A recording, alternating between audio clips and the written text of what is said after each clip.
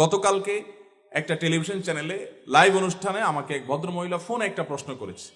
প্রশ্নটা শুনে আমি অবাক হয়ে গেছি এবং লাইভের মধ্যে আমি বললাম যে আপনার প্রশ্নের কি উত্তর দেব, আমি তো এই প্রশ্ন নিয়ে আমি ভাবতে ভাবতে আমি শেষ হয়ে যাচ্ছি।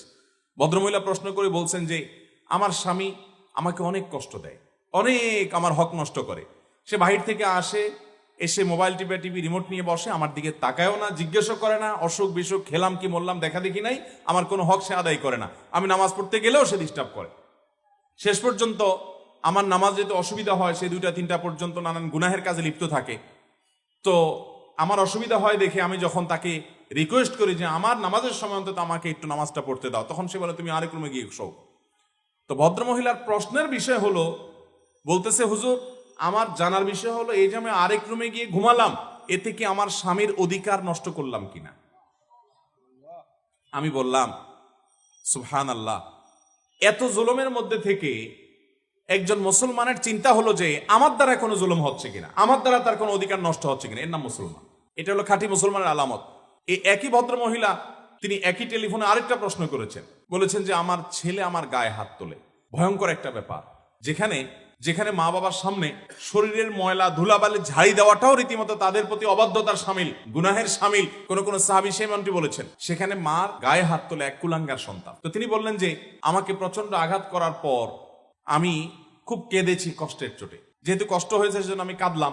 আমার কাঁদার কারণে আমার সন্তানের কোনো ক্ষতি হবে কিনা হুজুর, এই হলো প্রশ্ন। তো আমি বললাম যে আপনার এই প্রশ্ন থেকে আমাদের সবার শেখার আছে যে মুসলমান নিজের দায়িত্ব, নিজের যে অধিকার সেটা যদি পেতে তার কোনো প্রকার তাকে সেটা আদায় করতে কেউ ত্রুটি বিচ্ছুতি করেও, যে আমার অধিকার কেউ আদায় করছে না, ত্রুটি বিচ্ছুতি করছে, অন্যায় করছে, সে দেখবে যে আমার দ্বারা কারোর অধিকার নষ্ট হচ্ছে কিনা। এর নাম হলো মুসলমান। আমরা আজকাল সবাই অধিকার সচেতন কিন্তু কর্তব্য সচেতন না। ভালো মুসলমান হতে হলে আপনাকে কর্তব্য সচেতন হতে হবে, দায়িত্ব সচেতন হতে হবে, যে আমার দ্বারা কারোর জন্য হক নষ্ট না হয়। চেষ্টা করবো তো ইনশাআল্লাহ। আল্লাহ তাআলা আমাকে আপনাকে আমাদের সবাইকে এটি মেনে চলার তৌফিক দান করুন। এই একটা আরজ আমি রাখলাম আজকের মাহফিল থেকে, আমরা প্রত্যেকে সাথে এই জিনিসটা নিয়ে যাই যে এখন থেকে আমি কারোর কষ্টের কারণ হবে না। সেটা আমার বন্ধু বান্ধব হতে পারে, প্রতিবেশী হতে পারে, মা বাপ তো বটেই, সেটা স্বামী স্ত্রী হতে পারে, সেটা আমার অফিসে কলিগ হতে পারে, পথচারী হতে পারে, বাসে আমার পাশে সিটালা হতে পারে।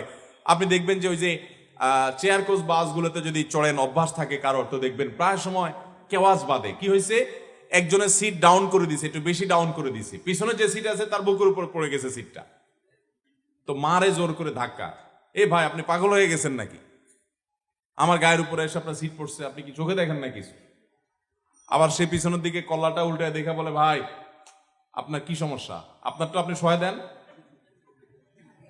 হয় কি হয় না বলেন ভাইরা আমার? আমাদের সমাজে আপনি যদি তাকান কোন জায়গায় যাবেন আপনি, আমাদের ভিতরে মনুষ্যত্ব, মানবতা, মানবিক গুণাবলী, মুসলমানের আখলাক আল্লাহর কসম ভাই হারিয়ে যাচ্ছে নাই।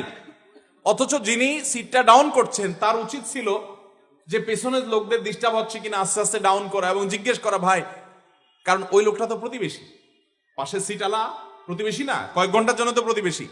আর নবী সাল্লাল্লাহু আলাইহি সাল্লাম বলেছেন যে ব্যক্তির কষ্ট থেকে তার প্রতিবেশী নিরাপদ থাকে না, প্রতিবেশীকে কষ্ট দেওয়া থেকে যে ব্যক্তি বিরত থাকে না, সে ব্যক্তি ইমানদার হতে পারে না। তার উচিত ছিল সিটটা ডাউন করার সময় বলা ভাই বেশি হয়ে গেলে, বেশি নিচে হয়ে গেলে বলেন প্লিজ, আপনার কষ্ট হচ্ছে কিনা ভাই, ডিস্টার্ব হচ্ছে কিনা। এ হলো একটা ভালো মানুষের কথা, ভালো মুসলমানের কথা। এবং একইভাবে ওই লোকও বলার কথা যে ভাই ঠিক আছে অসুবিধা নাই, ভাই আমার বেশি অসুবিধা হয়ে যাচ্ছে, আপনি একটু উঠাবেন প্লিজ। এটা হলো একজন মুসলমানের আখলাক। কিন্তু মুসলমান কোথায় পাবেন?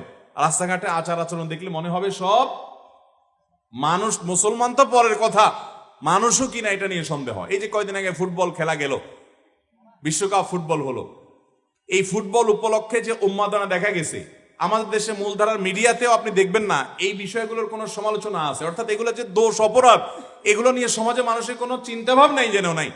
আমি কক্সবাজার এক হোটেলে ছিলাম, মাহফিল শেষে রাত্রে এসে মাত্র ঘুমাইছি, এমন চিৎকার চেঁচামেচি শুরু হলো আশেপাশে, কিসের ঘুমটুম সব শেষ। এখন আমি যে এরকম অবস্থার মধ্যে পড়েছি, আমি তো ইয়াং মানুষ, কত বৃদ্ধ মানুষ আছে হার্টের রোগী, ওষুধ খেয়ে ঘুমাতে হয়েছে।